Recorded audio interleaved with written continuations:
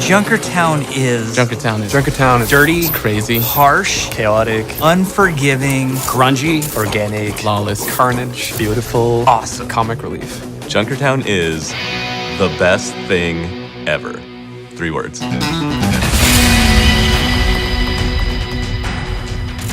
Junkertown is a really important area in Overwatch. After the Omnic crisis, the Australian government was trying to make peace with the Omnic populations in Australia, and so they allow them to sort of have the land around the Australian Omnium.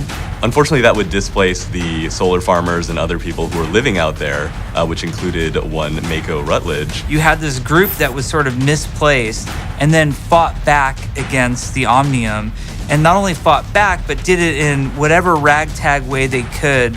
That ultimately resulted in the detonation of the Omnium. And what they've done is they've built on top of the wreckage, and what we're seeing now is that town.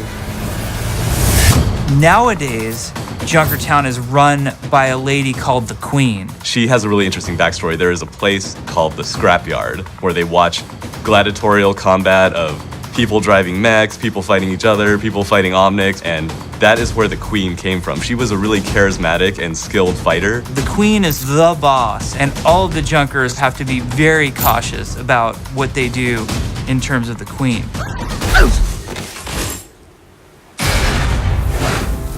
Why did Junkrat and Roadhog go on that worldwide heist spree? There's 2 things that solve every problem: money and explosives. They wanted to try and buy their way into the Queen's good graces. You can see a lot of that as we escort the payload, which has all the treasures that they've collected across their journeys, and also has a little special surprise for the people who kicked them out of Junkertown.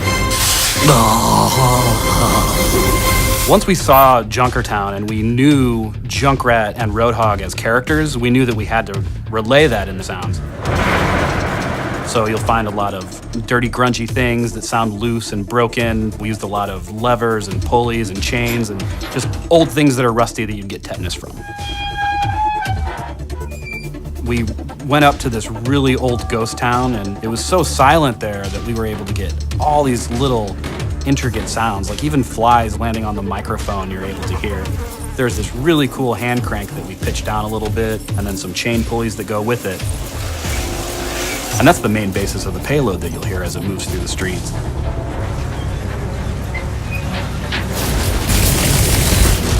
So in Junkertown, it's obviously an escort map, and there are some interesting new wrinkles to the formula that we throw on this map.